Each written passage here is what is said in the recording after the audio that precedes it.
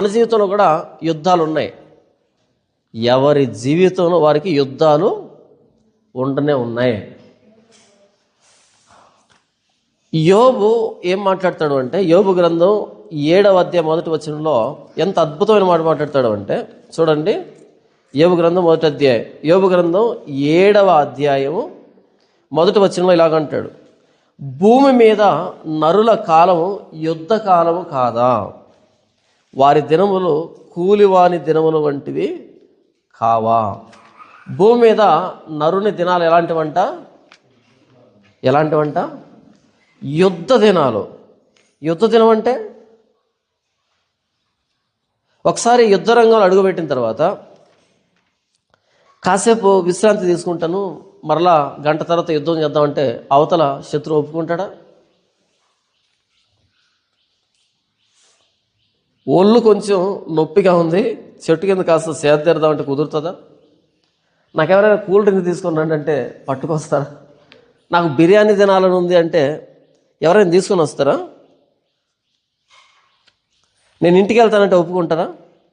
ఒప్పుకోరు. ఎందుకని?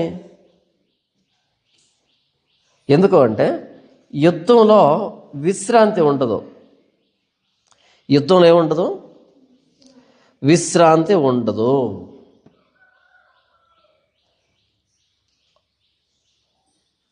కానీ మానవ జీవితాన్ని యోబు ఏమంటున్నాడు? భూమి మీద నరుని దినాలు యుద్ధ దినములు వంటివి కావా అని. మనం యేసుని ఎందుకు నమ్ముకున్నాం? కష్టాలు తీసివేస్తాడని. యోబు ఏమన్నాడు?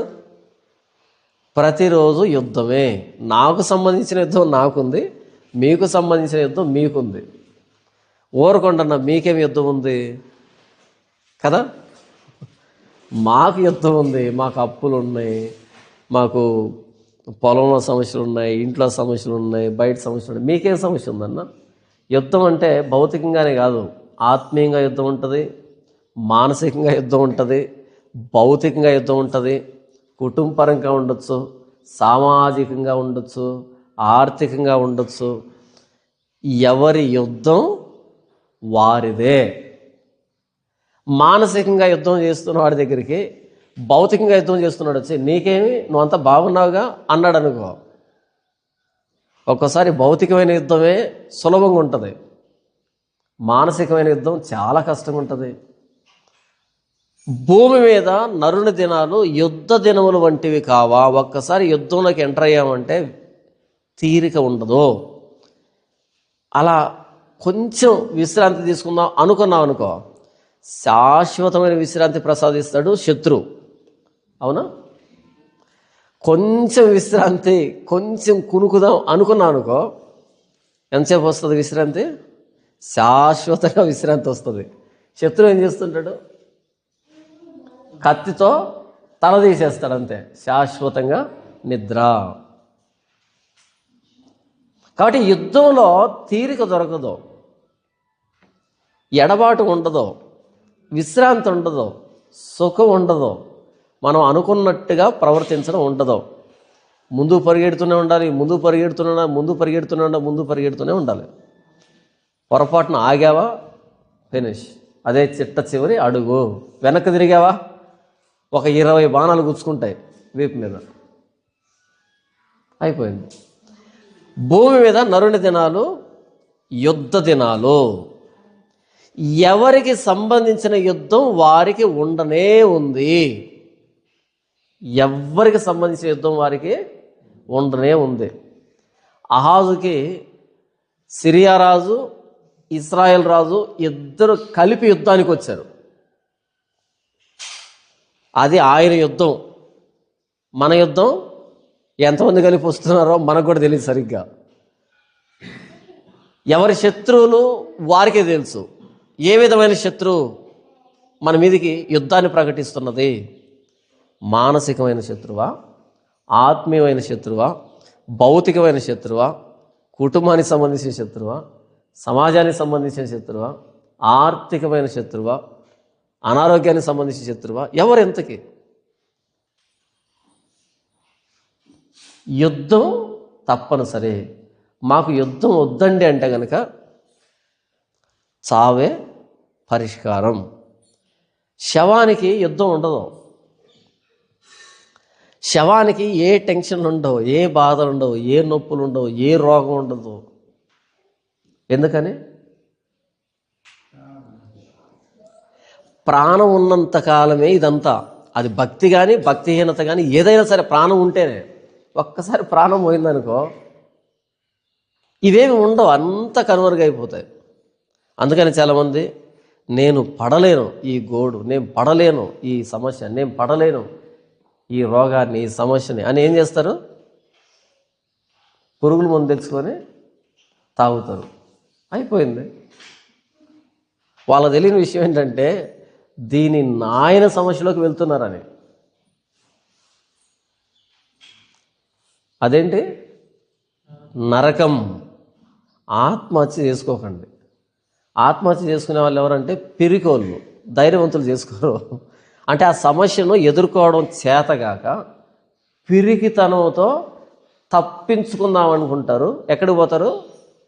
పెనం మీద నుంచి పొయ్యిలో పడతారు. పోయి పెనమే నయం, ఇలా టంగం అని ఎగిరినప్పుడు కొంచెం గ్యాప్ అయినా వస్తుంది, కాలేదు. మరలా పడిన తర్వాత మరలా ఎగరవచ్చు. పెనం మీద ఎగిరేటువంటి అవకాశం అయినా ఉంటుంది, కానీ పొయ్యిలో ఎగిరినా పొయ్యే, దిగినా పొయ్యే. బూడిదని చేసి పడేస్తుంది, బొగ్గుని చేసి పడేస్తుంది. ఆత్మహత్య ఎందుకు? యుద్ధం వచ్చింది జీవితంలో. శత్రువు చాలా బలంగా ఉన్నాడు, శత్రువు ప్రబలిపోతున్నాడు, కష్టంగా ఉంది. సరే, శత్రువు చేతిలోనే చచ్చిపో, వీరమరణం అంటారు. అలా కాకుండా వెనక్కి తిరిగి పరిగెత్తామనుకో, పిరికోడు వదులుతాడా శత్రువు? వెనక్కి తిరిగి పరిగెడుతున్నాడు, వీరిని చంపొద్దు అని అనుకోడు. శత్రుశేషం లేకుండా చేయాలని వెంటబడి మరీ నరుకుతాడు.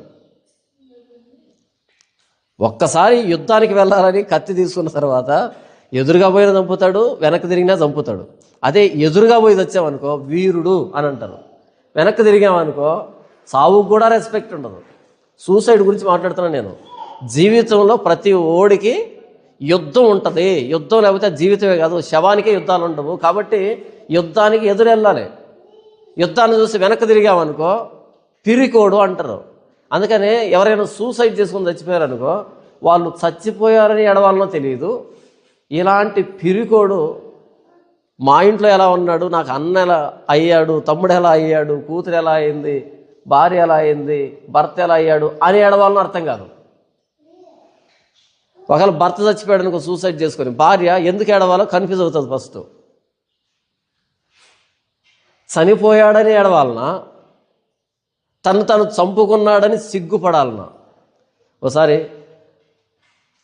మీటింగ్కి వెళ్తూ ఉన్నాం. ఆ బస్ స్టాండ్లో కూర్చొని ఉన్నాను. పక్కన బెంచ్ మీద ఒక ఆవిడ కూర్చొని బోరుమని ఏడుస్తుంది. ఏడ్చి సోలిపోతుంది, స్పృహ తప్పిపోతుంది. ఇటుపక్క ముగ్గురు ఆడవాళ్ళు కూర్చొని ఓదారుస్తూ, నీళ్లు దాపిస్తూ, చేతులు రుద్దుతూ, కాళ్ళు రుద్దుతూ, ఇలా తడుతూ, అంటే స్పృహ కోల్పోతుంది. నాకు అనుమానం వచ్చింది, ఇది ఆరోగ్యపరమైన సమస్య కాదు, ఏదో చాలా పెద్ద సమస్య ఉందని. అందులో ఆ కాని అడిగాను, అక్క ఏంటి పరిస్థితి అని అడిగాను. ఆవిడ చిన్నగా మాట్లాడుతుంది. ఆవిడ భర్త బ్యాంక్ మేనేజర్ అంట, బెంగళూరులో బ్యాంక్ మేనేజర్ అంట. లక్షల రూపాయల జీతం.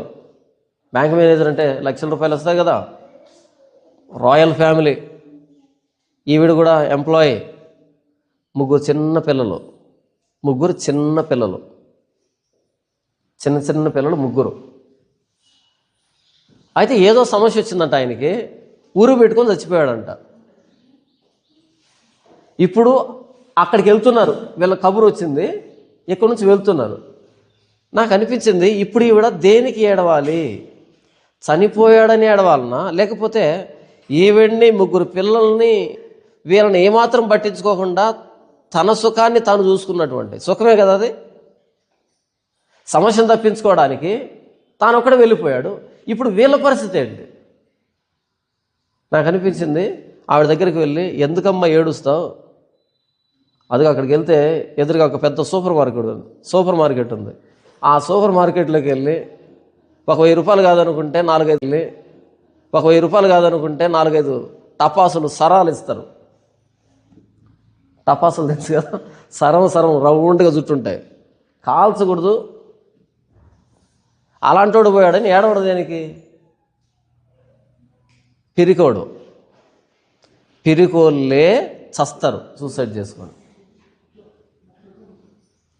ఎటూ చస్తాం కదా, మనం శాశ్వతంగా ఉంటాం ఇక్కడ? మనల్ని చూచి నవ్వినోడు కూడా చస్తాడు, తెలుసా మీకు ఆ విషయం? మనల్ని చూచి నవ్వినోడు కూడా చచ్చిపోతాడు. చచ్చిపోడా? వాడు కూడా చస్తుంటే మనకేంది? మనల్ని చూచి నవ్వినటువంటి ఆ పళ్ళు ఉన్నాయి, అవి కూడా చీకిపోతాయి సమాధిలో. అలా సమాధిలో చీకిపోయే ఆ పళ్ళు కనిపించే మనం ఎందుకు చావాలి?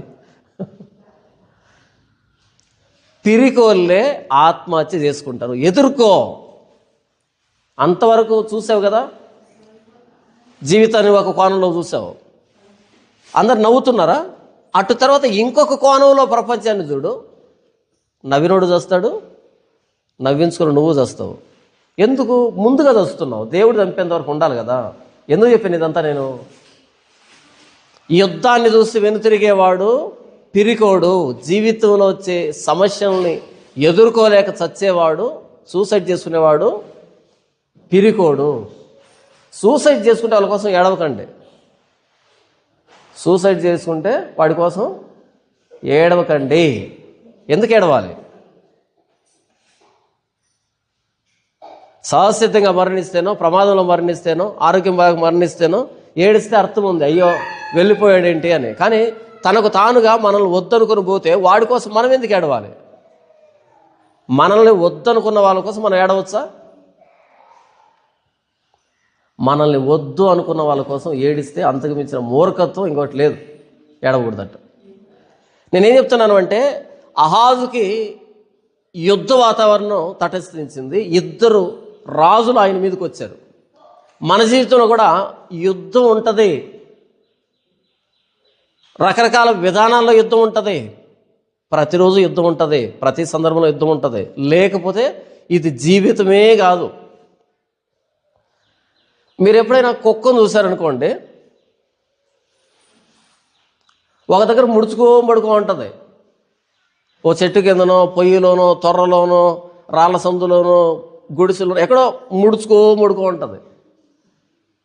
ఎలా నిద్రపోతుంది అంటే, కుక్క నిద్రపోయి చూడండి మీరు, ఇలా విరుచుకుంటుంది, అలా విరుచుకుంటుంది, అలా దొర్లుతుంది, ఇలా దొర్లుతుంది. అంత అయిపోయిన తర్వాత ఎందుకో అలారం మోగినట్టుగా లేస్తుంది. లేచి అలా వెళ్తుంది. ఎక్కడైనా ఆహారం దొరికితే తింటుంది, మరలా ఏం చేస్తుంది, మళ్ళీ వచ్చి పడుకుంటుంది. ఏ చీకు చింత లేనటువంటి జీవితం. అదేం పొలం పెట్టదు, అదేం వ్యాపారం చేయదు, అదేమి ఉద్యోగం చేయదు, అదేం ఉపాయాలు వేయదు. రెడీగా ఉన్నదాన్ని తింటుంది, వచ్చి పడుకుంటుంది. మనకు కూడా కుక్క జీవితం కావాలన్నా?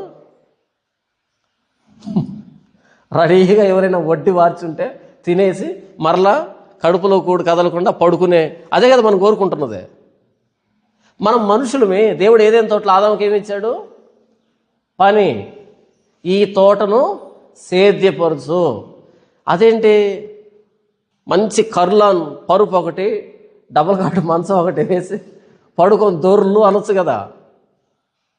అంతా ఆయనే చేశాడు. పండ్లని, పువ్వులని, చెట్లని అన్నీ ఆయనే చేశాడు. నీళ్లు కూడా ఆయనే కడుతున్నాడు.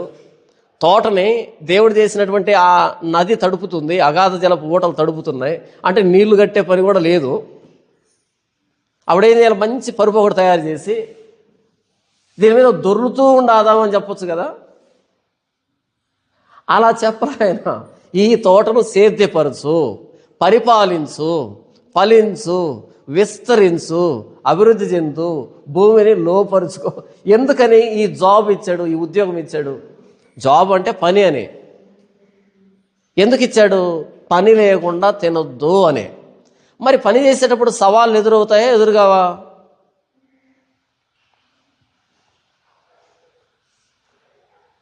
పనిలో సవాళ్ళు ఉంటాయి, అంతకుముందు లేవు. మరలా పాపం జరగకముందు సవాల్ లేదు. పాపం జరగకముందు అంత ప్రశాంతంగా సాఫీగా జరిగిపోయేది పని. ఎప్పుడైతే పాపం చేశాడో ఇక మీదట భూమి తన సారాన్ని నీకు ఇవ్వదు. సవాలు. నువ్వు పెట్టిన పంట కాకుండా ఆఫర్లు ఏమొస్తాయి? ముండ్ల తుప్పలు, గచ్చ పొదలు. ఇవెందుకు ప్రభువా? నేను అడగలేదే, నేను పెట్టలేదే. ఆఫర్ నాయన. ఎంత కంపెనీ మంచిదైనా, ఎంత మంచి సైంటిస్ట్ అయినా విత్తనాలు మరీ వెదికి ఎంత మందులేసి ఎన్ని చేసి ఇచ్చినా సరే ఈ విత్తనం వస్తుంది, మనం పెట్టని విత్తనం మనకు వస్తుంది. ఈ మధ్య కొత్త టెక్నాలజీ కనుక్కున్నారన్నమాట. కవర్లు తీసుకొచ్చారు. ఎక్కడైతే మొత్తం కవర్ పరుస్తారు, మొత్తం ఎకరా భూమికి కవర్ పరుస్తారు. కవర్ పరిచి ఏం చేస్తారంటే ఎక్కడైతే విత్తనం పెట్టాలనో అక్కడే అంత సందు చేసి కవర్కి అందులో విత్తనం పెడతారనమాట. దానికి పైప్ పెడతారు. భలే తెలివి వచ్చింది కదా. ఇప్పుడు అక్కడ చుక్క నీళ్లు పడితే ఈ పెట్టిన విత్తనం అనేది మొలకెత్తి అలా పైకి వస్తుంది. పైకి వస్తే ఆ నీళ్లు తగిలి అక్కడ నుంచి దీనికంటే పైకి వచ్చి ఇలా నిలబడుకుంటుంది కలుపు. నాకు అనిపించింది, ఇదేంటిది, ఈ విత్తనాన్ని ఎక్కడి నుంచో తీసుకొచ్చాడు, మరి ఈ విత్తనాలు తీసుకొని రాలేదు కదా, ఆ నీళ్ళే తీసుకొని దానికంటే పైకి వచ్చి దాన్ని అణిచివేస్తుంటుంది. ఇది దానికంటే పక్కన పాకుతుంటుంది. ఇది ఎన్నని పీకాలి, ఎంతని కట్ చేసుకోవాలి. సరే, పంట అయిపోయిన తర్వాత మొత్తం కవర్ అంతా పీకేస్తే మరలా వర్షం పడితే మరలా ఒక అడవి తయారవుతుంది. ఈ విత్తనాలన్నీ ఎక్కడున్నాయి? ఆఫర్ నాయనా. ఇది ఏంటిది? వ్యవసాయంలో ఆఫర్ కలుపు. అంతే కదా. భూమి తన సారాన్ని ఇవ్వదు. ఈ మొక్కల్ని ఎంత కష్టపడి చంపితే ఇదేమైనా మొలుస్తుందా? ఇది మొలవదు మరలా. ఒకసారి ప్రొద్దుతిరుగుడు పెట్టారు మా ప్రాంతంలో. ఎంత ఉన్నాయంటే ఆ పువ్వులు, అవి ప్రొద్దుతిరుగుడు పువ్వులు ఉంటాయి కదా, మామూలుగా ఇంత చూశాను అన్నీ. ఇంత ఉంది ఒక్కొక్కటి, ఇంత పెద్ద రౌండ్గా నల్లగా. అందరు అనుకున్నారు చుట్టుపక్కల, ఒరే నాయన, మనం 4 ఎకరాలు వేసినా ఒకటే, వీడు 1/2 ఎకరా వేసినా ఒకటే, మామూలు దిగుబడి కాదు. అందరూ కూలుకున్నారు దాన్ని చూసే. మొత్తానికి గింజలు మొలిచాయి నల్లగా. ఇంత ఆయన ఆనందం చూడాలి. ఇక అప్పులన్నీ పోతాయి, సమస్యలన్నీ పోతాయి. ఇంత అంటే ఒక్కొక్క దానికి కేజీ గింజలు వచ్చినా వస్తాయి. ఆ రేంజ్లో కాసిందే. అంతా అయిపోయి కట్ చేసి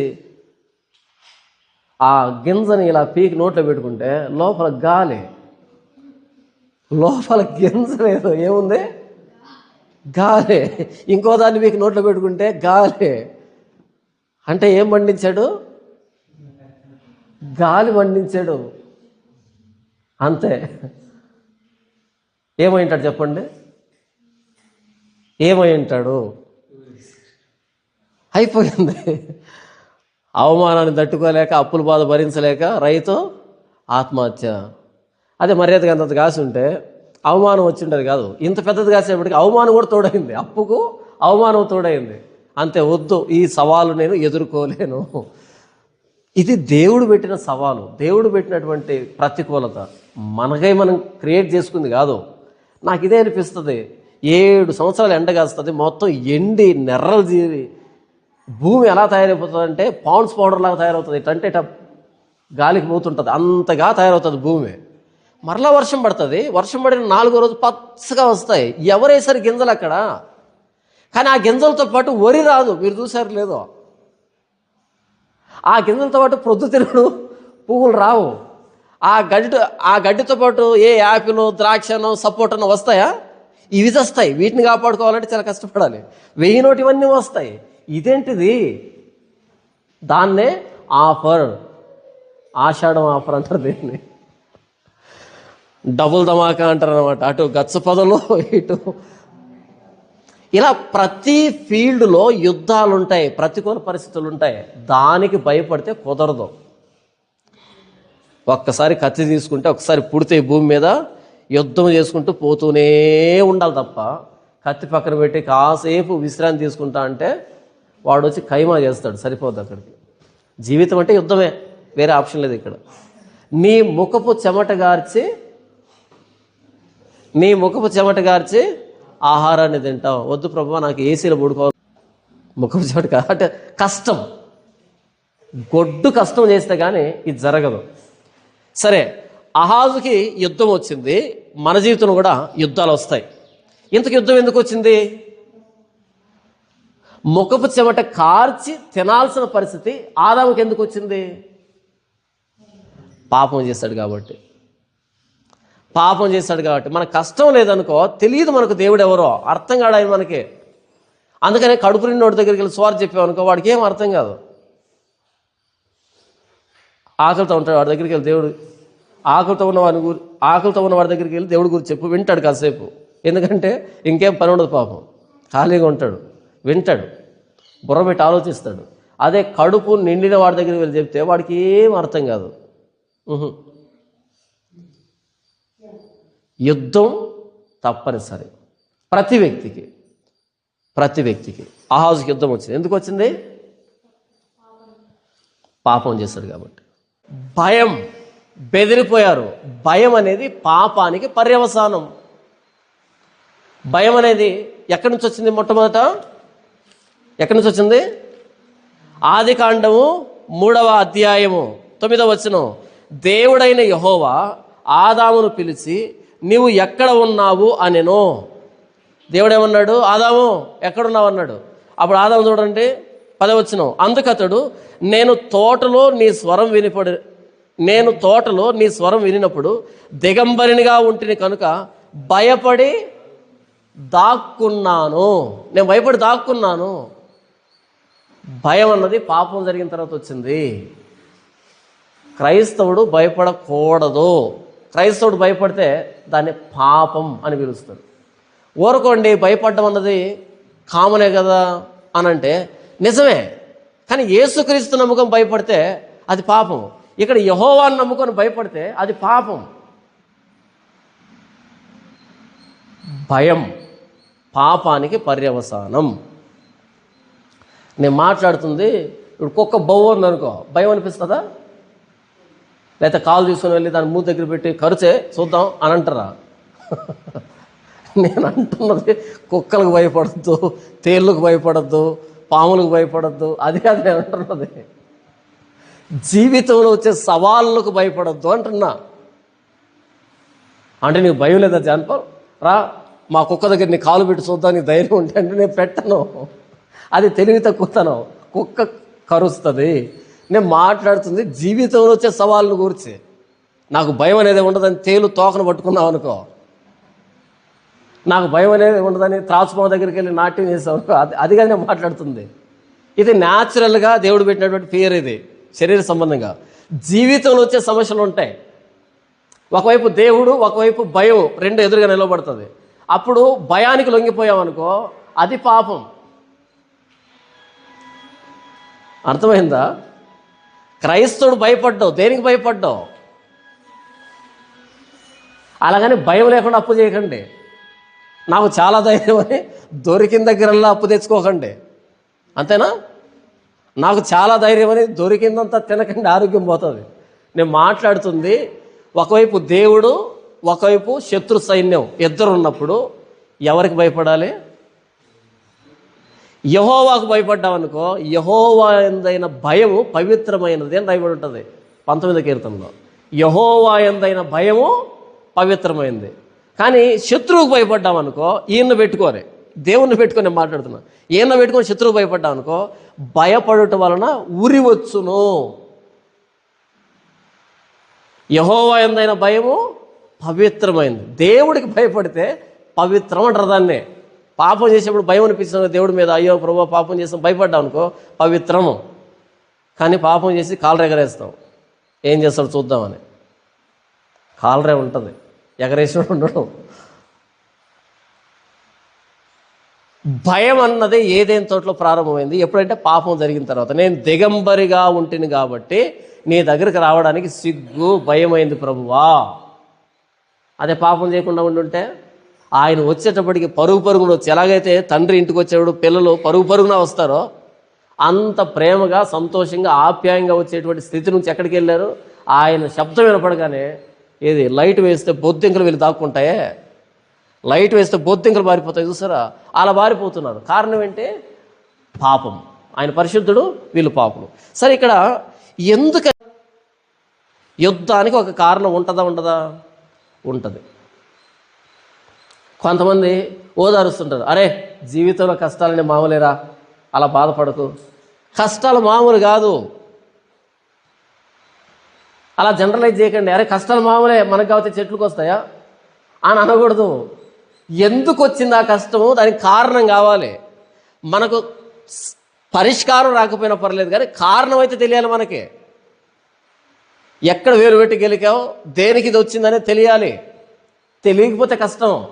మన వాళ్ళు ఏం చేస్తారు, కష్టాలని మర్చిపోవాలంటే క్వార్టర్ తాగితే మర్చిపోవచ్చు అంట. అది ఇంకొక కష్టం అవుతుంది, రేపు లివర్ పోతుంది, కిడ్నీలు పోతాయి, అది ఇంకొక కష్టం అవుతుంది. వద్దు. ఆ సమస్యకి కారణం ఉండాలి. పెట్టుకొని సమస్యను చూసి భయపడడం పాపం. అది పాపానికి వచ్చిన పర్యవసానం. దేవుడు లేకుండా ఉన్నప్పుడు సమస్యకి భయపడితే ఓకే.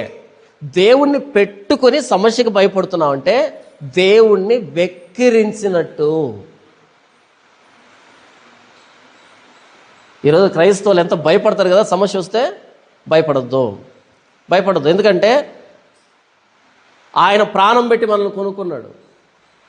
మనం ఆయన సొత్తు, ఆయన స్వాస్థ్యం, ఆయన స్వకీయ సంపాద్యం, తన రక్తం ఇచ్చి కొన్నాడు మనల్ని. మనం భయపడకూడదు. దేవుడు తెలియని వాళ్ళు ఉంటారు, వాళ్ళు భయపడవచ్చు. దేవుడు తెలిసిన వాళ్ళు భయపడకూడదు. మనం చూస్తాం, రోమా ప్రయాణానికి వెళ్తూ ఉన్నప్పుడు అపొస్తలుడైన పౌలు ఆ ఓడలో గొప్ప తుఫాను వచ్చి మొత్తం ఓడ బద్దలైపోతూ ఉంటుంది. అందరూ సరుకులన్నీ పడేస్తారు, భయపడి వణికిపోతుంటారు, భోంచేయరు, ఏంటంటే చేస్తుంటారు. కానీ పౌలు వారి మధ్య లేచి ఆ రొట్టెని తీసుకొని కృతజ్ఞతలు చెల్లించి ఆహారం పుచ్చుకొని, అయ్యలారా తినండి, మీ తల వెంట్రుకలో ఒక్కటి కూడా రాలదు అని అంటాడు. ఇదేం ధైర్యం ఇది? నాకు దేవుడు చెప్పాడు. పరిస్థితులు అల్లకల్లోలంగా ఉన్నప్పటికీ దేవుడు తెలిసిన వాడు భయపడ్డావు. ఆ ధైర్యం వేరేలాగా ఉంటుంది. దావీదు దేవుని తెలిసినవాడు. యుద్ధం యెహోవాది. మీరు గొల్యాతును చూస్తున్నారు, ఫిలిష్తీయుల సైన్యాన్ని చూస్తున్నారు. మన వైపు ఎవరున్నారు? వీడు ఆరుమూల జానడు. ఇటువైపు ఎవరున్నారు? ఆరుమూల జానడు ఉన్నోడిని పుట్టించినోడు ఉన్నాడు ఇటువైపు. ఎవరు గెలుస్తారు? ఆరుమూల జానడు ఇటువైపు, ఆరుమూల జానడిని పుట్టించినోడు ఉన్నాడు ఇటువైపు. ఈయన వీళ్ళకి కనిపించట్లే, దావీదుకు తెలుసు. యుద్ధం యెహోవాది. ఇది కదా కావాలి.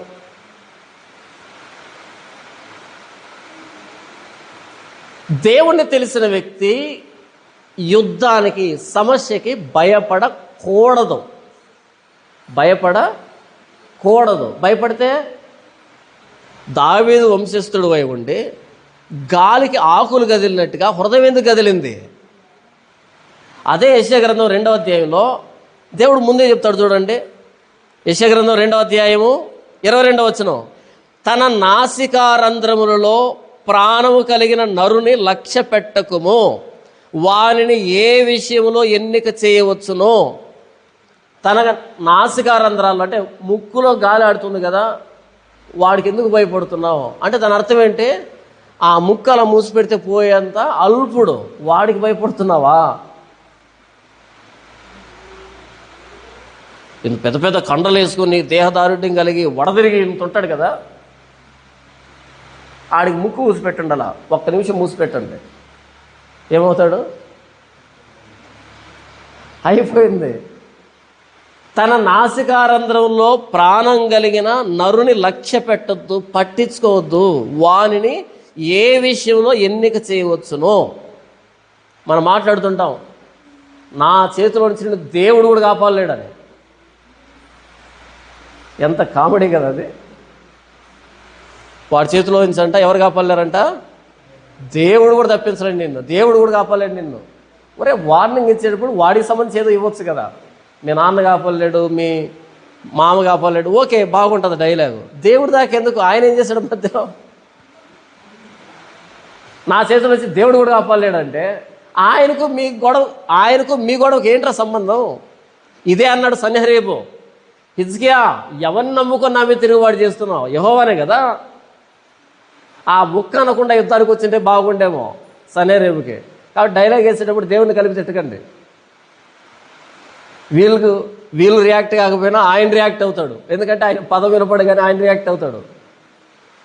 హిజ్కియా అంటాడు, ప్రభువా వింటున్నావా? వాడు లోపలికి రావడం, బయటికి వెళ్ళడం, రంకెలు వేయడం వింటున్నావా అంటే, నీకు చెవులు పెట్టింది నేనే కదా హిజ్కియా. నీకు చెవులు పెట్టినవని నాకు చెవులు వినపడవా?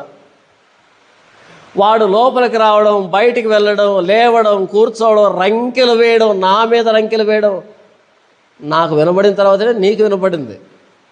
చెవులు కలగజేసిన వాడికి వినపడదా? సనేరీబు దేవుణ్ణి అనకుండా హిజ్కియాని బెదిరించుంటే బాగుండేమో, ఇంకొకలా చదివి ఉండేవాళ్ళమే. ఎవరిని చూసుకొని అతిశయపడుతున్నావు, ఎవరిని చూసుకొని ధైర్యం తెచ్చుకుంటున్నావు? ఆ యెహోవానే కదా. శపర్వయము రాజు ఏమాయను, ఇతర రాజ్యాల దేవతలు ఏమాయను, తప్పించారా నా చేతిలో నుంచి? అప్పుడు స్పందించాడు ఆయన, ఒరే నాకు ఆ బొమ్మలకి తేడా పెడతావరా? తేడా అర్థం కాదారా? అది పరిస్థితి. నేనేమంటున్నాను, భయపడొద్దు. భయపడడం అన్నది పాపానికి పర్యవసానం. పాపం చేసినాడు భయపడతాడు. నీతిమంతుడు సింహం వలె ధైర్యంగా ఉంటాడు. నీతిమంతుడు సింహం వలె ధైర్యంగా ఉంటాడు.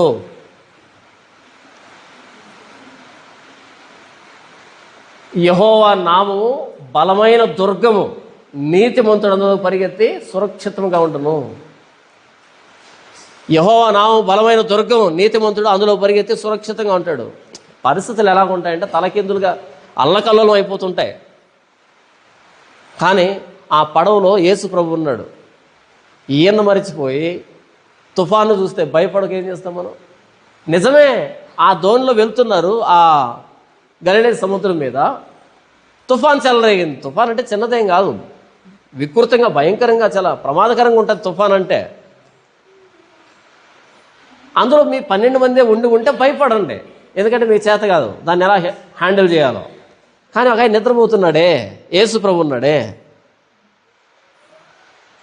ఆయన లేపారు వచ్చి, యేసు ప్రభు మేము చచ్చిపోతున్నాం, నీకు చింత లేదా? మరి ఆయన చచ్చిపోడు,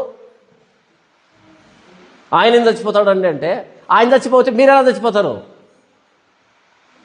ఆయన చనిపోడు అన్నాం అనుకో, మరి ఆయన్ని చంపలేని తుఫాను మిమ్మల్ని కూడా చంపలేదు కదా ఆయనతో పాటు ఉన్నప్పుడు. నీకు చింత లేదా ప్రభువా, మేము నశించిపోతున్నాం? యేసు లేచి అన్నాడు, అల్ప విశ్వాసులారా. అంతేనా? అల్ప విశ్వాసులారా. అప్పుడు యేసు అన్నాడు, అన్నాడు, గద్దించాడు దాన్ని. నిమ్మలమైందంట. ఇంగ్లీష్లో ఉంటుంది, ఎంత ప్రశాంతంగా మారిందంటే, ఈ గలిలే సముద్రం మీద తుఫానే రాదా, గాలే వీచదా అన్నంత మిర్రర్, ఒక అద్దం ఎలా నిశ్చలంగా ఉంటుందో అలా మారిపోయిందంట. అప్పుడు మరలా భయపడుతున్నారు, ఈయన ఎవరు ఇంతకీ గాలిని సముద్రాన్ని ఆజ్ఞాపిస్తున్నాడు? ఆయన ఎవరంటే ఎర్ర సముద్రాన్ని చీల్చినోడు. గలిలే సముద్రం చిన్నది కదా, ఎర్ర సముద్రాన్ని చీల్చినోడు, మొత్తం సముద్రాలు చేసినోడు ఆయన పడుకొని ఉంటే భయపడ్డం ఏంటి? అది అల్ప విశ్వాసం.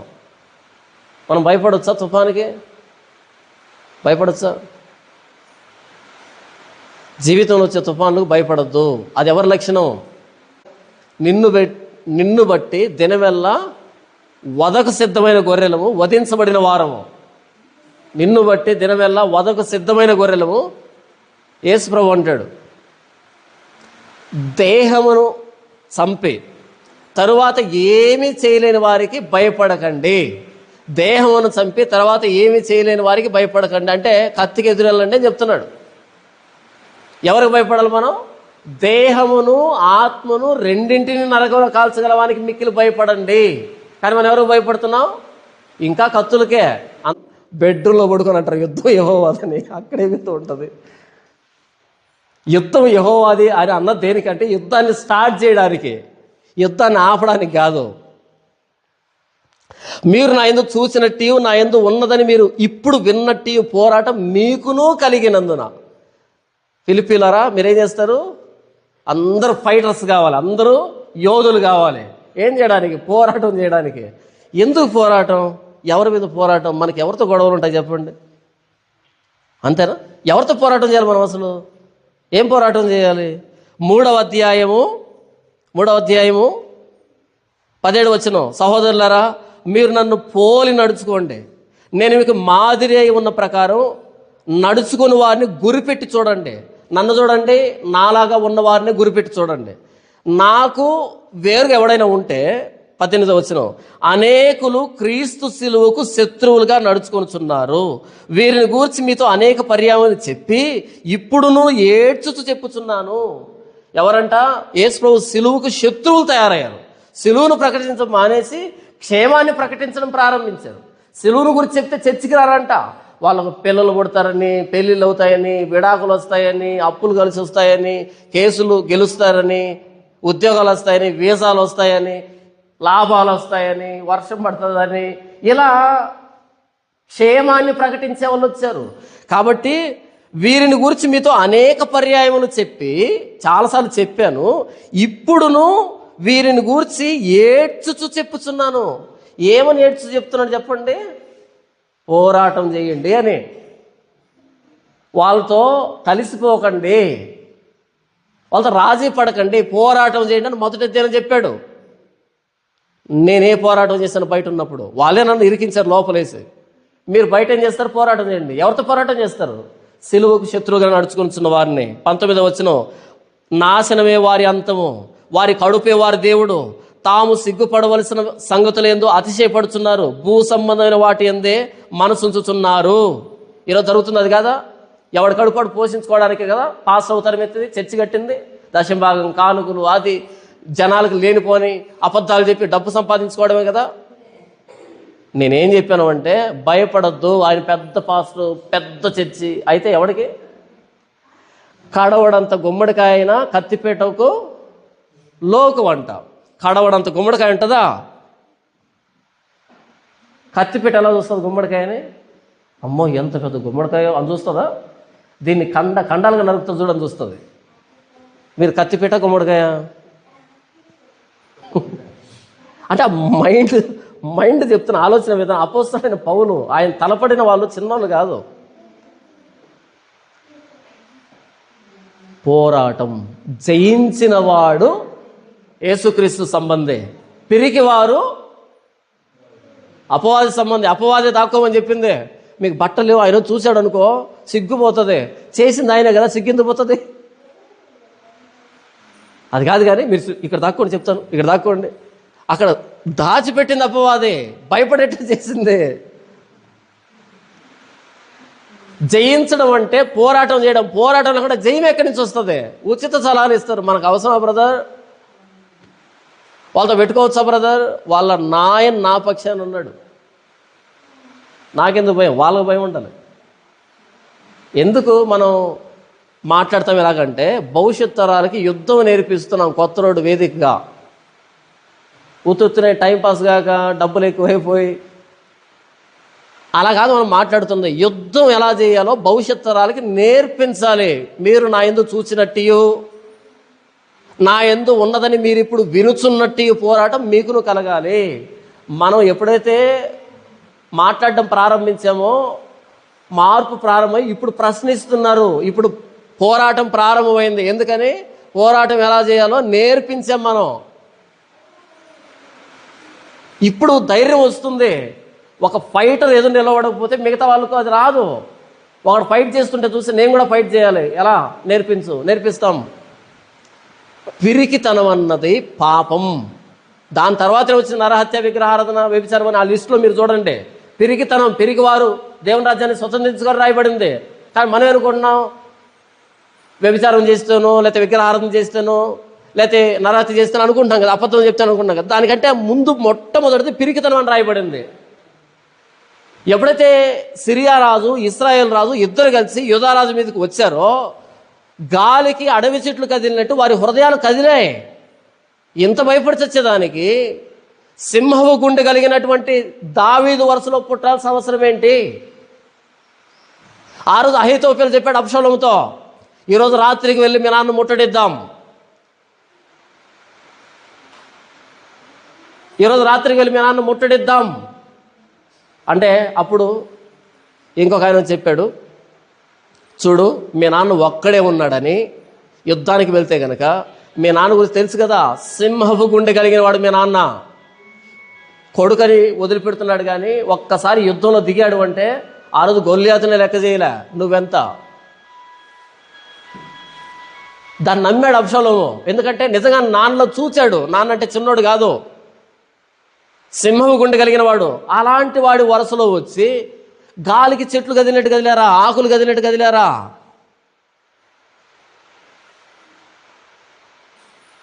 యేసుప్రభుని వెతుకుంటూ వచ్చారు. యేసుప్రభు నేరుగా వెళ్ళాడు, వాళ్ళు ఎదురుగా నిలబడ్డాడు. ఎవరిని వెతుకుతున్నారు అనొచ్చా మాట? తెలీదా పోనీ యేసుప్రభుకి? కత్తులు గుదియలు పట్టుకొని, ఆ దివిటీలు పట్టుకొని పెద్ద సైన్యం వచ్చి ఎక్కడ ఎక్కడ అంటూ ఉంటే నేరుగా ఎదురుగా వెళ్ళి ఎవరిని వెతుకుతున్నారు? నజరేయుడైన యేసునే. ఆయన ఏమన్నాడు? నేనే. అది కదా మన వారసత్వము. దేహమును చంపిన తర్వాత మరి ఏమీ చేయలేని వారికి భయపడకండి. ఎవరికి భయపడాలి? దేహమును ఆత్మను రెండింటిని నరకంలో కాల్చగలవానికి మిక్కిలి భయపడండి. దేవుడికి భయపడేవాడు ఇంకెవడికి భయపడ్డో? దేవుడికి భయపడని వాడే అందరికి భయపడుతుంటాడు. దేవుని ఎదురుగా మోకరించు, ప్రపంచం నీ కాళ్ళ దగ్గర మోకరిస్తుంది అని అంటాడు దైవజనుడు. ఎవడైతే దేవుని దగ్గర మోకరిస్తూ ఉంటాడో వాడు ఇంకెవరి దగ్గర మోకరించాల్సిన అక్కర్లే. ప్రపంచం వాడి ముందు మోకరిస్తుంది. ఎందుకంటే దేవుడికి భయపడే వాడికి ప్రపంచం భయపడుతుంది. యేసుప్రభు దగ్గరికి శిష్యులు వస్తారు, ప్రభువా సువార్త పంపిస్తున్నావు, పరిస్థితి బయట చాలా దారుణంగా ఉంది, చంపేస్తారేమో. యేసుప్రభు అన్నాడు, బహుశా దోరగా నవ్వామన్నా చెప్పుంటాడేమో నాకు తెలియదు, కానీ మీ తల వెంట్రుకలన్నీ లెక్కించబడ్డాయి. నరికి చంపుతారా? దేన్ని నరికి చంపుతారు? మెడనే కదా. ఇది చూస్తున్నారు మీరు, చాలా లావు ఉంటుంది కదా మెడ చాలా లావు ఉంటుంది కదా. ఆయన అన్నాడు, పైన ఉన్నాయి చూసావా, అవన్నీ లెక్కే నాకు. పేతురు నీ నెత్తి మీద ఎన్ని ఉన్నాయో నాకు తెలుసు లెక్క. ఆంధ్రయా నీ తల మీద ఎన్ని ఉన్నాయో నాకు తెలుసు. ఏంటి ప్రభు వీటిని ఎంచావా? మరి అంత సన్నగా ఉన్న వాటినే ఎంచి లెక్క పెట్టాను అంటే ఇది చాలా లావు ఉంటుంది కదా, ఇది దిగుతుంది అంటావా? వాడు కత్తి ప్రయోగించి వెంట్రుకు నింపలేడు పో. ఎందుకంటే నేను నంబర్ ఎంచుకోనున్నా, నాకు తెలియకుండా నంబర్ లెస్ అవ్వదు, తగ్గదు. దీన్ని నరకడానికే నంబర్ ఉంటే ఇది నరకాలంటే ఎందుకు చెప్పాడు ఆయన మాట? అర్థమైతే ధైర్యం వస్తుంది. మీ తల వెంట్రుకలన్నీ లెక్కించబడ్డాయి. ఎవడు మిమ్మల్ని నరికేది? వెంట్రుకలు లెక్క పెట్టుకున్నంత జాగ్రత్త మీరంటే నాకు. ఉత్తునే గాలికి పోతూ ఉంటే పిలిచాను అనుకుంటున్నారా? పక్కా ప్లాంట్తో పిలిచాను. మిమ్మల్ని చంపేది ఎవడు? నేను అనుమతించేంత వరకు ప్రాణం పోదు. అందుకని అపోస్తలులు రాజ్యాలకు ఎదురెళ్ళారు అపోస్తలులు. మీరు చూడండి, అపోస్తలుడైన పౌలు రాజు ఎదురుగా నిలబడి మాట్లాడే స్టైల్ ఉంటుంది ఆయనది. రాజు దగ్గర తీసుకుని వచ్చి నిలవబెడితే వాళ్ళు అనుకున్నారు ఏదో ఖైదీలే, కొన్ని సంవత్సరాలుగా లోపల మగ్గిపోతూ ఉన్నాడు, ఏదో మనవి చేస్తుంటాడు, అయ్యా బెయిల్ ఇప్పించండి అని అంటాడు వాళ్ళు అనుకుంటే, చెయ్యి దాచి మాట్లాడడం ప్రారంభించాడు. అగ్రిపరాజా, తెలుసు కదా మన సంప్రదాయం నీకు అని మొదలు పెడితే, ఏంటి నన్ను ఇంత త్వరగా క్రైస్తవుడు చేసి చూస్తున్నావు, ఇంతగా మ్యానిపులేట్ చేస్తున్నావేంటి, అసలు నా నోటితోనే అవును అవును అనిపిస్తున్నావేంటి? ఇప్పుడు చాలు కానీ నాకు భయం వేస్తుంది, నువ్వు లోపలికి వెళ్ళి స్వామి, ఇంకా మాట్లాడితే నేను మారిపోయేట్టున్నాను ఇక్కడ. అతడు తీర్పును గూర్చి, ఆశా నిగ్రహాన్ని గూర్చి, యేసుప్రభువులో నీతిని గురించి మాట్లాడడం ప్రారంభిస్తే వణుకొచ్చేసి దానికి భయపడ్డాడు. ఇప్పటికి చాలు, ఇక ఆపు, ఇంకా మాట్లాడితే నేను కన్విన్స్ అయ్యేటట్టుగా ఉన్నా. ఒక ఖైదీ ఇలా మాట్లాడతాడా? యూదుడేమి గ్రీసు దేశస్థుడేమి వాడిని రక్షించేది సువార్తలో శక్తి ఉంది. అది నిజంగా అర్థం చేసుకుంటే భయం అనేది భూతత్వం పెట్టి చూసినా కనపడదు మనలో. వాక్యమే ధైర్యం మనకి. నేనేం చెప్పాను అంటే భయపడడం, యుద్ధాన్ని చూసి భయపడడం. మన జీవితంలో అనేకమైన యుద్ధాలు, సవాళ్ళు ఎదురవుతూనే ఉంటాయి. యేసు ప్రభువుని నమ్ముకొని భయపడితే అది పాపం. పిరికితనం కలిగిన వాళ్ళు నరకానికి వెళ్తారని బైబిల్ రాయబడింది. ఎక్కడ? ప్రకటన గ్రంథంలో పిరికివారు, దాని తర్వాతనే విగ్రహారాధన, మాంత్రికులు, వ్యభిచారులు, నరహంతకులు, అబద్ధికులు, ఇవన్నీ వచ్చిన తర్వాతనే మొదటి పిరికివారు. ఎందుకంటే మనం గెలిచిన వాని పక్షం ఉన్న వాళ్ళమే. లోకంలో మీకు శ్రమ కలుగుతుంది, అయినను ధైర్యం తెచ్చుకోండి, నేను లోకాన్ని జయించి ఉన్నాను. ప్రభువైన యేసుక్రీస్తు ఎవరు? జయశాలి.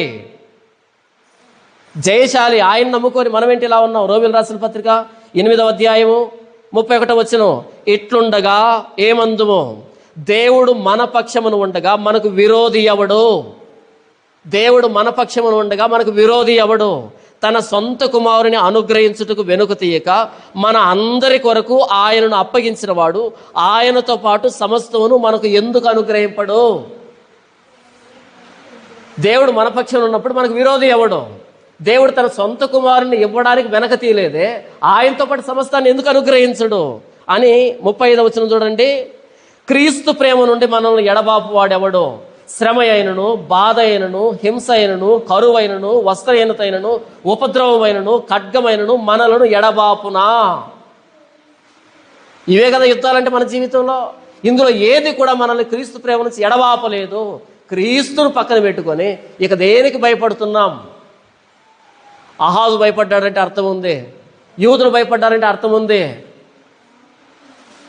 యోధా గోత్రపు సింహం, దావీదు నీతు చిగురు, ప్రభువైన యేసుక్రీస్తు శిలువలో ప్రాణం పెట్టి 3వ దినాన మరణాన్ని గెలిచిన మృత్యుంజయుడు నా పక్షాన ఉన్నప్పుడు, నా దేవుడు అయినప్పుడు జీవితంలో అనేకమైన ఒడిదుడుకులు వస్తాయి, ఆటుపోట్లు వస్తాయి, కరుకు మార్గం వస్తుంది, వంకర మార్గం వస్తుంది, ఎత్తు పొలాలు వస్తాయి, ముళ్ళబాటు వస్తుంది. కానీ నాతో పాటు యేసు ప్రభు ఉన్నాడు, నా కోసం ప్రాణం పెట్టిన ఆయన ఉన్నాడు. నాకు కనబడకపోవచ్చు, ఉన్నాడు, నడిపిస్తాడు. అంతే. రాని ఏమొస్తుంది ఎదురుగా? రానివ్వు. సిరియా రాజును రానివ్వు, ఇశ్రాయేల్ రాజు రానివ్వు. దావీదుకు వాగ్దానం చేసిన దేవుడు లేడా నీ దీపాన్ని ఉండనిస్తానని? ఒకవేళ నన్ను కనుక చంపేస్తే ఆ సింహాసనం మీద లేకుండా దావీదు దీపం ఆరిపోతుంది కదా. టాబేలు దావీదు వంశం కాదు కదా. టాబేలు అనే వాడు కూర్చుంటే దావీదు దీపం ఆరిపోయినట్టే. కానీ దేవుడు మాట తప్పిపోదు కదా. దావీదు దీపం వెలుగుతూ ఉండాలంటే నేను సింహాసనం మీద ఉంటేనే కుదురుతుంది. అది టాబేలు పెడితే కాదు అనే ఆలోచన ఎందుకు రాలే నీకు? ధర్మశాస్త్రం వదిలిపెట్టి విగ్రహాన్ని చేయడం ప్రారంభించావు. ఏమర్థమవుతుంది నీకు? లేఖనాలను అర్థం చేసుకుంటే అక్కడి నుంచి ధైర్యం వస్తుంది. ఎవడు దాన్ని తీసేయలేడు. లేఖనాన్ని అర్థం చేసుకోకపోతే భయపడి చావాలంతే. నా చేతిలో నుంచి ఎవడు అపహరించడు అని యేసు ప్రభువు అన్నాడు. మేకులు కొట్టించుకున్న ఆయన చేతిలో నుంచి, ఆయన రక్తంలో కడగబడిన నన్ను దొంగలించగలిగిన వాడు ఎవడు? ఏది? అది శ్రమ అయినను, హింస అయినను, బాధ అయినను, కరువైనను, వస్త్రహీనతైనను, ఉపద్రవమైనను, ఖడ్గమైనను మనలను ఎడబాపునా. ఇది కదా ధైర్యం అంటే. క్రీస్తు శిలువను బట్టి ఆయన ప్రాణం పెట్టేంతగా ప్రేమించాడు. నన్ను అప్పగిస్తాడంటావా? యుద్ధంలో ఓడిస్తాడంటావా? కుదరదు. నా పక్షాన పాపంతో పోరాటం చేసి, అపవాదతో పోరాటం చేసి శిలువలో ప్రాణం పెట్టినాడు. నన్ను ఓడిపోనిస్తాడా? ఓడిపోయినట్టుగా కనిపించవచ్చు, పరిస్థితులు అల్లకల్లంగా మారచ్చు, కానీ నన్ను కింద పడినీయడో, కింద పడినా అక్కడ ఉండరేవాడో మరలా లేపి నిలవబెడతాడు.